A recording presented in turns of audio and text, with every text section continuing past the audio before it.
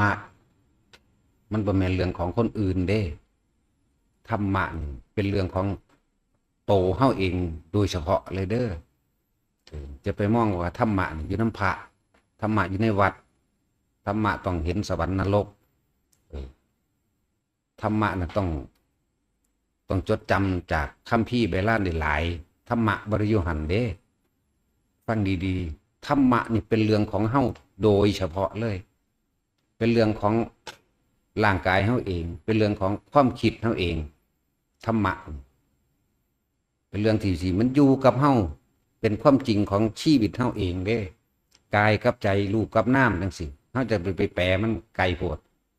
เป็นเรื่องของร่างกายเฮาเองนี่เป็นเรื่องของความคิดเฮาเองนี่ย่นย่อเข้ามามันเข้าใจง่ายๆโลด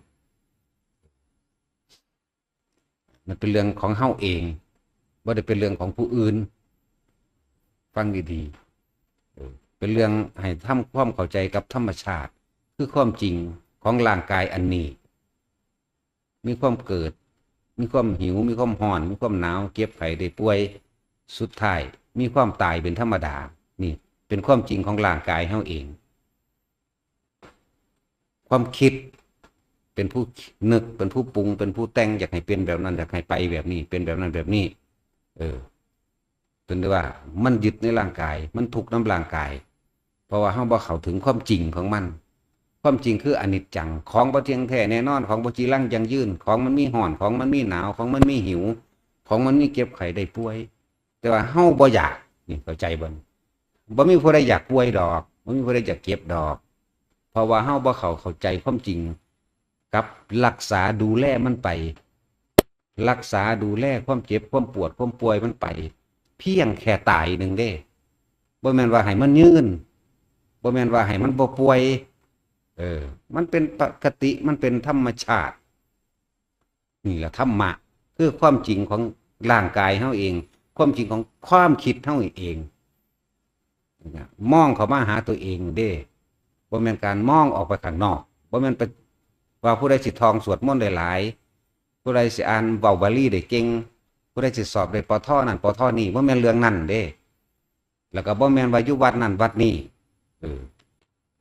บ่ได้อยู่สายนั่นสายนี้มันอยู่กับเฮาเลยเฮาน้อมเข้ามาหาตัวเฮาเองร่างกายนี่เพิ่นว่ามันเป็นหยังเนี่ยมันเป็นทุกข์เพราะว่าหิวร้อนหนาวปวดป่วยบาดเจ็บทุกข์เพราะว่าเฮาเข้าไปยึดเพราะว่าเฮาบ่เข้าใจคำว่าอนิจจังคือของบ่จีรังยั่งยืนบ่เที่ยงบ่แท้บ่แน่บ่นอนสุดท้ายแล้วมันก็ต้องเสื่อมสลายตายไปเนี่ยเฮาเข้าไปยึดตัวนี้เฮาก็เลยทุกข์กับตัวนี้อีกอย่างล่ะยึดความคิดพวกเฮาคิดพยายามที่รักษาที่ความหมายของการรักษาว่าบ่อยากเฒ่าบ่อยากตายตัวป่วยมันยังแยกย่อยอยู่ดอกเนี่ยนั่นแหละว่าบ่เห็นความบ่จีรังยั่งยืนของทุกสรรพสิ่งไหลเข้ามาสู่ชีวิตตนเองว่าต้องแตกดับนี่เรื่องธรรมะคือเรื่องนี้บ่แม่นเรื่องไปเห็นสวรรค์แบบนั้นสวรรค์แบบนี้ทำบุญแบบนั้นไปสวรรค์แบบนั้นพรหมโลกแบบนั้นทำบาปไปตกนรกแบบนี้แบบนี้อันนั้นเป็นแค่เรื่องแยกย่อยเพิ่นนำความศรีวิไลหรือว่าลดแห่งธรรมหรือผลของการกระทำผลของความยึดผลของความคิดคนเฮามันเป็นไปตามความคิดยึดติดกับสิ่งใดอยากให้มันเป็นใดก็คิดแล้วก็ลงมือกระทำเป็นไปนะอันนั้นมันเป็นวิบากที่เฮาบ่เข้าใจความจริงเป็นวิบากที่เฮาต้องเข้าไปรับมันหลังจากสมมุติว่าตายแล้วนี่ผู้ทำดีไปสวรรค์พรหมโลกผู้ทำเลวไปตกนรกอันนั้นเป็นความสิวิไลหรือประสบการณ์ที่เพิ่นไปนำผลของการกระทำที่มาบอกให้พวกเฮาฟังเพื่อว่าให้พวกเฮานั้นห้ามใจห้ามความคิดของเจ้าของว่าจะไปเฮ็ดผิดเฮ็ดบาปจะไปลักไปตีไปปล้นไปจี้ไปฆ่าว่าผลลัพธ์ของมันสิเป็นแบบนี้เด้อนั่นเป็นสิ่งที่เพิ่นนำมาให้พวกเฮาได้ยินได้ฟังนำเพิ่นแสดงความสิวิไลลดแห่งธรรมของเพิ่นเองเพิ่นเข้าไปรู้เพิ่นไปเห็นแบบนั้นแบบนี้เพิ่นจึงนำเรื่องราวต่างๆมาเพื่อตักเตือน ให้พวกเข้าห้ามต่อของเองเด้เพื่อเตือนว่าจะเป็นหลักเด้อจะไปตัวเด้อเพิ่นก็น้อมเข้ามาตัวเฮาเองยังบ่อยากให้ผู้ใดมาตีมาขาเฮาบ่อยากรังแกบ่อยากบ่มีผู้ใดพอใจคนมาหลักของเฮาดอกจังซี่นะฉะนั้นเฮาอย่าเฮ็ดเด้อแต่เฮาเฮ็ดลงไปแล้วผลของการกระทำนี่มันบ่สูญหายไปไสมันอยู่ในความทรงจำของเฮาเองเด้อในความทรงจำของเฮาเองตัวนี้นะถ้าเฮาบ่ถึงที่สุดแล้วเฮาสิไปรับผลของมันที่เฮาเฮ็ดไว้อารมณ์ความรู้สึกที่มันจำไว้นั่นน่ะมันบ่มีผู้ใดลืมดอกเฮ็ดผิดเฮ็ดถูกอิหยังก็ตามมันบ่ลืมดอกจริงนั่นน่ะบ่ลืมนั่นแหละจังว่าธรรมะนี่เป็นเรื่องของเฮาเองบ่แม่นเรื่องวัดใหญ่วัดกว้างบ่แม่นเรื่องว่าบารมีผู้นั้นสูงใหญ่กว้างผู้นั้นเป็นอรหันต์ผู้นี้เป็นโสดาสกิทาคาเด้บ่แม่นเรื่องนั้นเรื่องกายกับความคิดเฮาเลยเนี่ยเรื่องกายเฮานี่แหละเฮาก็มาทุกข์บัดนี้ว่าทุกข์เพราะว่าหยังทุกข์เพราะว่ายึดติดในรูปร่างกายเจ้าของเองบ่จากเฒ่าบ่จากแก่บ่จากปวดบ่จากป่วยบ่จากตายทุกข์ดิ้นรนหามาเลี้ยงมันดิ้นรนหามาประดับตกแต่งดิ้นรนยื้อไว้เอายานั่นยานี่มาสิมาดึงไว้บ่ยอมรับมันนั่นแหละมันทุกข์เพราะว่าตัวนี้จึงเรียกว่าสักกายทิฏฐิมีความเห็นทิฏฐิแปลว่ามีความเห็นว่ารูปร่างกายนี่เป็นของกูตาหูจมูกลิ้นกายใจเป็นของกูนี่แหละเห็นบ่ความรู้สึกนี่เป็นของกูความคิดความจำนี่เป็นของกูความคิดความปรุงความแต่งเป็นของกูเนี่ยถึงว่ารูปกับน้ำรูปขึ้นร่างกายนี่เพิ่นต้องแยกย่อยออกไปดอกเพิ่นให้เฮามีเครื่องอยู่ซื่อๆดอกว่าประกอบด้วยอาการ32ธาตุ4ขันธ์5เวทนาสัญญาสังขารวิญญาณนี่ยังเพิ่นไล่ออกไปนั่นน่ะเป็นเครื่องอยู่เป็นเครื่องพิจารณาซื่อๆดอกเป็นตัวนั้นก็คือความรู้สึกนะเรื่องบอกว่าเรื่องกายกับเรื่องความคิดเฮาธรรมะบ่ต้องไปแปลยังมันมากหรอกจะพากันไปหลงไหลนี่แหละเพราะว่าความบ่เข้าใจในตัวเองมันก็เลยไปแปลเอาทางอื่นเวทนาสัญญาสังขารวิญญาณอันนั้นอันนี้ไล่ไปความรู้สึกนี่แหละอะไรจังว่าจะไปมองออกนอกตัวให้เบิ่งตัวเองคนเฮามันจากไหนบัดนี้ตั้งแต่ตัวเองบัดนี้เพิ่นให้เห็นว่าความบ่เที่ยงแท้แน่นอนแต่ตัวเองยังบ่เที่ยงแท้แน่นอนตัวเองก็ยังปวดยังป่วยและตัวเองก็ต้องตายสิประสากับหยังกับผู้อื่นนี่ที่จริงเฮาเบิ่งเฮานี่แหละเฮาเบิ่งเฮาไปหักเขาเฮาไปสร้างเขานี่อีหยังพาเฮาทุกข์บัดนี้ความรู้สึกเขาอยากให้เขาเป็นแบบนั้นอยากเขาเป็นแบบนี้อยากให้เขาย่อมเจ้าของเด้มันเลยเป็นทุกข์ความคิดนี่เลยเป็นทุกข์นะที่ทุกข์ร้อนครับเขาบอกจังสั่นเขาเฮ็ดแบบนั้นแบบนี้เด้เพิ่นว่างรักไว้ให้พวกเขาพ่อได้เข้าใจปัจจัย4เป็นเครื่องอาศัยของหมู่สัตว์ทั้งหลายที่เกิดมาอาหารยารักษาโรคเครื่องนึ่งห่มที่อยู่อาศัยเพราะนี่หนึ่งในความสัมพันธ์จำเป็นของสัตว์ทั้งหลายสัตว์กับพวกเฮานี่แหละบ่แม่นหมาบ่แม่นเป็ดบ่แม่นไก่พวกเฮานี่แหละจักบ่ล่ะสรุปแล้วคืออันเดียวกันตราบใดที่ยังมีความอยากสัตว์เบิดนั่นแหละสัตว์เบิดเด้พอกันกับหมาเด้พวกเฮานั่นมันแม่นเลยหมาเด้บ่ต่างกันเด้อดีบ่ดีหมาขึ้นสวรรค์คนลกนรกจังซี่เบิ่งดูมันสิธรรมดาบ่ได้ต่างกันแหละจังว่าธรรมะนี่เป็นเรื่องความจริงของเฮากำลังทุกข์เพราะว่ายึดหยังเพราะว่ายึดสุขนั่นแหละยึดพ่อใจนั่นแหละว่ามันยึดแนวอื่นเด้อยึดความพ่อใจของเจ้าของเองอยากให้ผู้อันเฮ็ดจังสั่นจังซี่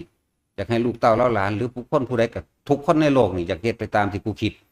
นั่นแหละมันก็เลยเป็นทุกข์จังสั่นเป็นทุกข์เพราะว่าเฮายึดสุขยึดความยินดียึดความพอใจกูพอใจอยากให้คนเป็นแบบนี้หมาเป็นแบบนี้งัวควายเป็นแบบนี้สัตว์โลกเป็นแบบนี้บังคับมันใส่ความคิดเห็นไปแต่มีการเว้ากันทกเถียงหาเหตุผลซึ่งกันและกันศูนย์ตัวมันบ่ลงความเห็นจากของเนี่ยนั่นแหละทุกมันอยู่นี้อยู่กายกับใจอยู่กายกับความคิดเท่านี้จะไปต้องไปแปลยังมากดอกหน้าเบิ่งความคิดจากของดีๆโลดไปก็ดีเป็นทุกข์เพราะว่าหยังเป็นสุขเพราะว่าหยังเป็ เป็นสุขก็เพราะว่าปรารถนาความเป็นทุกข์ก็เพราะว่าปรารถนาความสุขคือความยินดีคือความพอใจนั่นมันอยู่นี่หนึ่งเด้สาเหตุของมันก็อยู่นี่แหละอยากเห็นบ่ล่ะอยากให้ผู้นั้นเป็นจังสั่นผู้นี้เว้าจังสั่นผู้นั้นผู้นี้แบบนั้นแบบนี้มีแต่อยากนี่แหละคำว่าสัตว์สัตว์คือผู้ของเกี่ยวอยู่กับอารมณ์ความรู้สึกที่มีความพอใจตัวเดียวนั่นแหละนี่เรียกว่าสัตว์ยึดติดกับยึดติดในอารมณ์แต่ของเองแล้วมันยึดติดในอื่นดอกแหละมันเป็นเรื่องที่น้อมเขามาเบิ่งเจ้าของเลยบ่แม่นเรื่องไปเบิ่งผู้อื่นบ่แม่นว่าผู้นั้นจบปริญญานั้นเป็นที่ยอมรับแบบนั้นแบบนี้นั่นแหละถ้าอยากเบิ่งคนดีบัดนี้ถ้าสิเปรียบเทียบพระดีเป็นจังไดพระดีสร้างประโยชน์บ่แม่นคำเว้ามายืนยันเบิ่งหลักฐานเลยพยานและหลักฐานมันมีนะซ้ำคำเว้าให้ไปสนใจอันเบิ่งโลดเพิ่นเฮ็ดเพื่อหยังนั่นแหละถ้าอยากรู้ว่าเพิ่นปล่อยหรือบ่ปล่อยน่ะเบิ่งประโยชน์ที่เพิ่นเฮ็ดสร้างโรงเรียนสร้างโรงพยาบาลบ่คือหลวงปู่บัวเฮาหลวงตาบัวเฮาทองคำซอยศาสตร์ค้ำประกันเงินบาทจังซี่1สร้างโรงพยาบาลสร้างโรงเรียนซอยเหลือคนทุกข์คนยากคนจนสัตว์เลี้ยงโอ้ยสารพัดนั่นแหละพระดีเป็นจังซั่นเบิ่งวัตถุสิ่งของที่เพิ่นสร้างตัวอันสาเว้าซื่อๆนั้นมันผู้ใดก็เว้าได้ดอกไปหาทองหาจำมาแล้วก็เว้าได้ทั้งนั้นแหละเบิ่งนี่เพิ่นซอยเหลือทั้งคนและสัตว์เลยนี่แหละนั่งเอิ้นว่าพระดีสร้างประโยชน์เด้อส่วนความสิวิไลต่างๆที่เพิ่นเว้ามานั่นเป็นความเห็นของเพิ่นที่เพิ่นไปเห็นหรือเอิ้นว่ารถแห่งธรรมมันเอาให้กันบ่ได้รถแห่งธรรมชนะรถทั้งปวงก็เป็นรถของไผรถของมันความสิวิไลปรากฏการณ์ต่างๆที่มันเกิดขึ้นกับในขณะที่เพิ่นปฏิบัติบางอย่างก็เอามาเว้าอุปโลกขึ้นมาเอามาเว้าเพื่อให้เกิดความสลดใจบางอย่างก็อุปโลกเอามาเว้าขึ้นมาเพื่อให้เกิดกำลังใจก็มีนิมิตดีเกิดกำลังใจนิมิตเลวเกิดความหดหู่ใจเพื่อบ่ให้ไปทำบาปเพื่อบ่ให้คิดแบบนั้นทำแบบนี้นั่นเองจังหากจังว่าธรรมะนั่นเป็นเรื่องของเฮาล้วนๆบ่แม่นเรื่องของผู้อื่นบ่แม่นเรื่องทั้งเบิดที่อยู่บ่แม่นเรื่องของพระบ่แม่นเรื่องของวัดแต่ว่าเป็นเรื่องของเฮาเองคำว่าธรรมะมันบ่ได้ไปแม่นอยู่แนวไกลเฮาเด้มันอยู่ในเฮาเลยเป็นทุกข์เพราะว่าหยังแต่ละคนถามเจ้าของตัวกูให้กูห้องกูนี่มันเรื่องใดกูให้กูห้องกูบ่พอใจนี่กับไผเรื่องใดกับผู้นั้นกับผู้นี้ย้อนเข้ามาเป็นหยังกูคือไปให้ไปห้องกับผู้นั้นผู้นี้กับสัตว์นั่นสิ่งของนี่ย้อนเข้ามาเบิ่งความคิดเจ้าของตัวนี่มันเป็นเรื่องย้อนเข้ามาเบิ่งเจ้าของเด้อบ่แม่นว่าไปโทษเขาที่นั่นขี้รักมักได้เอาเปรียบจังสั่นจังสี่เด้เจ้าของอะไรจากได้เปรียบมันเลยว่าผู้อื่นเอาเปรียบแม่นบ่ล่ะเจ้าของนั่นล่ะจากได้นั่นแหละมันเลยบ่รู้จักว่าตัณหาเกิดขึ้นจากไสคือความอยากของเจ้าของเองเด้น่ะความอยากของเจ้าของเองอันเรื่องนอกแนวเข้าไปอีกคือเรื่องลาภยศสรรเสริญเนี่ยเป็นบ้าไปน้ำแนวจังสั่นในคนเนาะลาภยศสรรเสริญเนี่ยฟังดีๆว่าความสำคัญที่สุดของหมู่มนุษย์สัตว์ทั้งหลายเนี่ยอาหารเป็นหนึ่งบ่มีเสียผ้าใส่วัดถ้ากินข้าวอยู่จากว่าล่ะมันก็บ่ได้เก็บบ่ได้ปวดบ่ได้ป่วยหยังปานใดดอกบ่มีเสื้อผ้าใส่ก็ดีเนี่ยยังบอกว่าอาหารเป็นหนึ่งของโลกอาหารที่อยู่อาศัยเครื่องมือห่มยารักษาโรคเพิ่นเว้าร่วมใหญ่ไว้ร่วมทั้งหมูหมากาไก่ร่วมทั้งคนพร้อมเด้นี่สัตว์เท่ากันนั่นแหละเพียงแต่เพิ่นเว้ากว้างๆไว้คลุมเพิ่นเว้าคลุมไว้เบิดแต่เฮานี่ดิ้นร่นหายศหาตำแหน่งให้คนมายกมาย่องเจ้าของย่องแล้วก็ของก็เป็นบ้าไปนั่นแหละอยากเห็นบ่อยากให้เขามาย่องอยากให้เขามายอมรับนั่นแหละผู้ใดเห็นธรรมผู้นั้นที่เพิ่นบอกว่าผู้ใดเห็นตนผู้นั้นก็เห็นธรรมนั่นแหละได้ตนคือได้ธรรมมันจะไปได้อย่างได้ความจริงในตนเองนั่นแหละได้ธรรมก็ดีดิ้นร่นไปอย่างเนี่ยดิ้นร่นไปอยากให้คนย่องว่ากูรวยแล้วกูก็อวดกูก็อ้างอยากให้คนย่องว่ากูมีชื่อเสียงมีทรัพย์สมบัติมากอยากให้คนมาซีโรลาภให้เจ้าของเองอยากให้มันมาเป็นคนมาใส่ของเอง ไปซ้ำใดก็ไปซ้ำตายนั่นแหละพวกเจ้าจะไปเงิดถ้าพวกเจ้าได้ความจริงแล้วความจริงในตนเองจะไปเงิดนะคนรวยแบบนั้นรวยแบบนี้จะไปสะอ่อนมันกินข้าวเท่ากันกับเฮากินข้าวแค่อิ่มคือกันนี่เด้มันบ่กินเลยเข้าไปทอกเลยกระสอบดอกมันบ่กัดกินเผ็ดแล้วท้องค่ำดอกมันบ่ขั่วเผ็ดกินคือขั่วมันกินนู่นดอกมันบ่ท้องค่ำไปทอดดอกไปเงิดกินข้าวอิ่มแค่เฮานี่แหละพอกันมันเฮาสิก้มกินน้ำห่วยกับเขาจะกินน้ำในถ้วยทองคำกับอิ่มเท่ากันมันก็เศร้าดอกน้ำอันเดียวกันนั่นแหละอะไรต้องบอกว่าจะไปสนใจหรือหวาฝือฝ่ากับยศถาบรรดาศักดิ์ลาบยศสรรเสริญนั่นแหละมันเป็นบ้าน้ำอันนั้นทุกน้ำอันนั้นเวียนว่ายตายเกิดน้ำอันนั้นหันมาเบิ่งกายเจ้าของเองโลดยอมรับมันพาเฮายึดกับมันเพราะว่าเฮาบ่รู้ท่านมันการรักษาไปตามสภาพตัวหิวหายกินอิ่มแล้วมันก็ดับเย็นเด้รู้จักบ่รู้จักบ่ร่างกายดับเย็นปวดแขวไปถอนถิ่มนั่นมันก็ดับเย็นแล้วเห็นบ่ล่ะนั่นแหละจะไปแปลคำยากหลายคำว่านิพพาน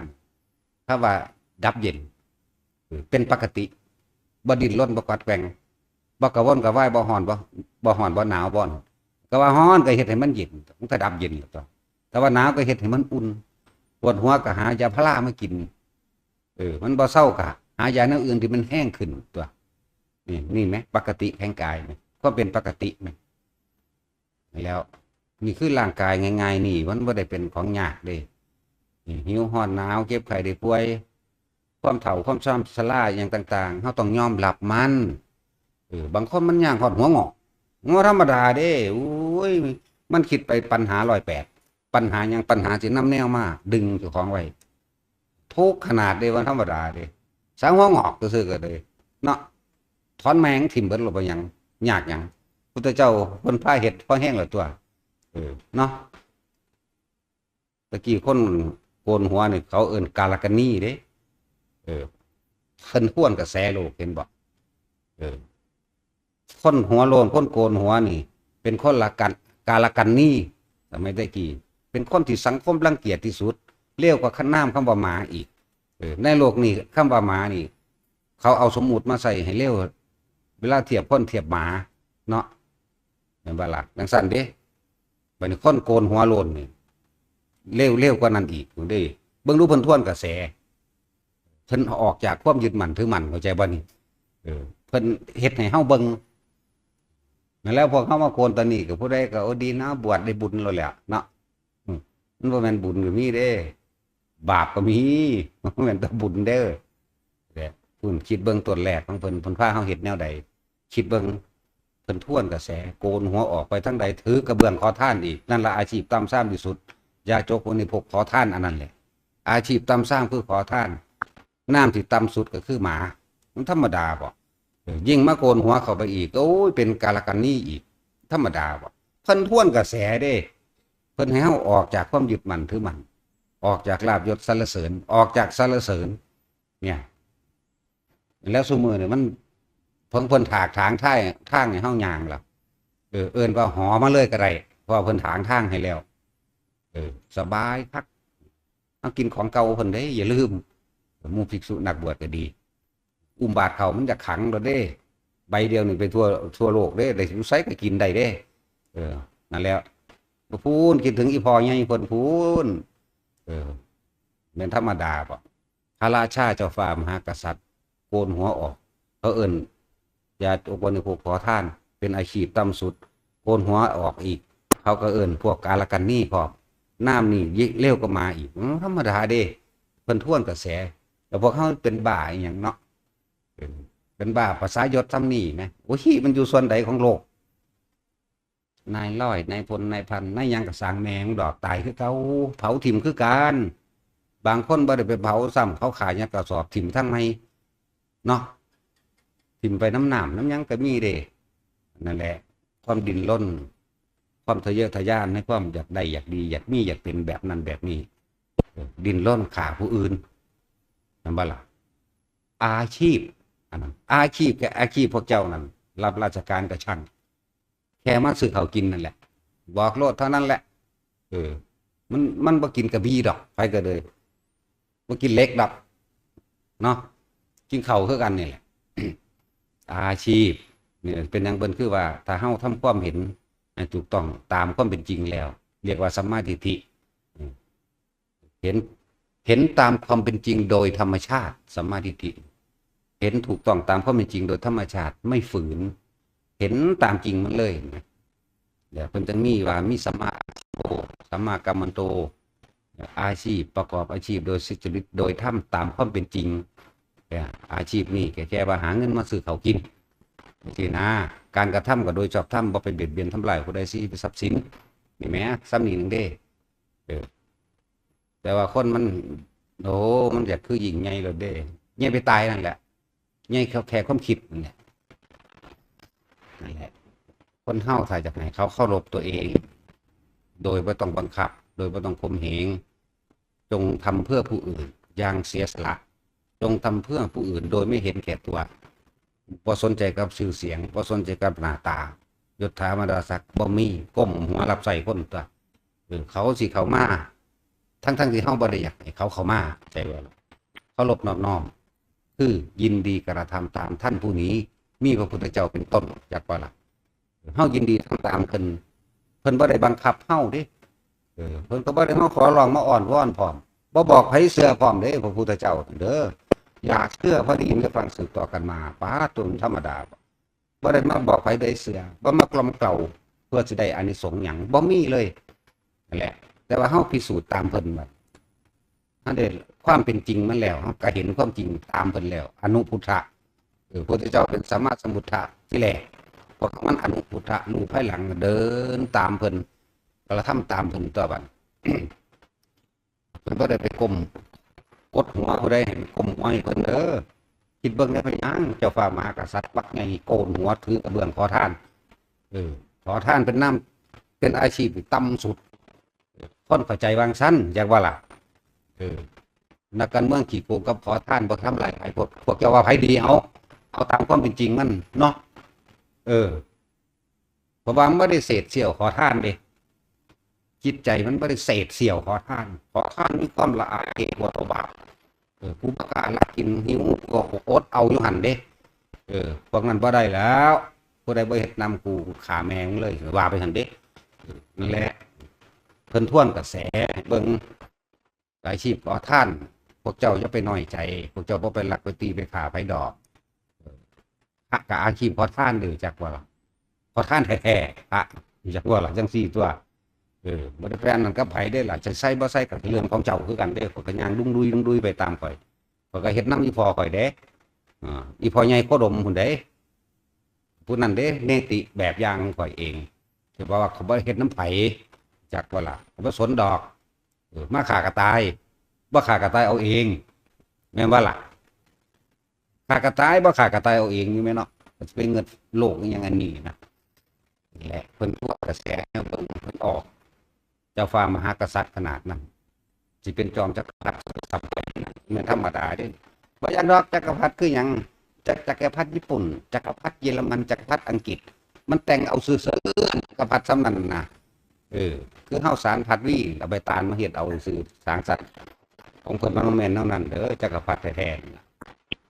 นี่แหละเพิ่นออกโกนหัวหนึ่งเขาเรียกว่ากาลกัณีขอทานอาชีพต่ำสุดหน้าหมาเร็วสร้างสุดนี่คนให้สมมุติเป็นบ่ล่ะธรรมดาแต่ว่าพระพุทธเจ้าพ้วนกระแสออกนี่ไหมทั้งเป็นขอทานพร้อมนี่ละยศถาบรรดาศักดิ์ออกแล้วมาเป็นขอทานแล้วมาเป็นคนกาลกัณีอีกธรรมดาที่เขาบอกคนเลี้ยวก็มาได้เข้าใจป่ะเขาบอกรักเรื่องเทียบกันแล้วพวกกาลกัณีพวกเขาเข้าใจแต่ว่ากาลกินีมันเพี้ยนมากมันเป็นการกันนีจักเรื่องสั้นจังว่าเรื่องธรรมะว่าเป็นเรื่องไกลเป็นเรื่องอยู่ในเฮาเองเป็นเรื่องร่างกายของเฮาเองเฮาต้องยอมรับมันเจ็บมันปวดมันป่วยกับรักษาไปเลยตัวตามอาการบ่แม่นรักษาให้มันอยู่ยงคงกับพันบ่ให้มันเฒ่าเด้รักษาไปฮ้อนก็เฮ็ดให้เย็นหนาวก็เฮ็ดให้อุ่นหิวก็หาให้กินปวดจีปวดท้ายก็ไปขี้ไปท้ายมันก็ดับเย็นกันตัวเอาแม่อดแม่เจ้าสิทุกข์อยู่ โอ้หรือหันกับกึ่งกำอยู่นั่นแหล้วที่สัตว์ออกอยู่สั่นแล้วเนาะอดจังได้ก็อยู่ยังสั่นแค่ว่าปรับใส่สภาพตามอาการมันเองก็สุดท้ายแล้วเขาก็ยอมรับมันเลยยอมรับอย่างยอมรับตายเมื่อยอมรับตายแล้วก็บ่มีความหวังบ่มีความปรารถนาสิ่งใดสิ่งหนึ่งอีกแล้วนี่แหมเพิ่นจึงให้เฮาหากันอยู่เพื่อหยังนี่อานาปานสติให้อยู่ของความคิดได้น่ะจักว่าคนเฮามันเป็นทุกข์เพราะว่าความคิดเออถึงเลยเอาลมหายใจเป็นบันไดก้าวย่างเพื่อจะเห็นความคิดของตัวเองมันสุขมันทุกข์มันแบบนั้นแบบนี้แหละว่าเพิ่นให้เห็นแล้วอ๋อมันก็จับได้ทันตัวจับได้จับความคิดเจ้าของนั่นแหละมันก็รู้ท่านมันก็หยุดทันตัวตอนนั้นแหละก็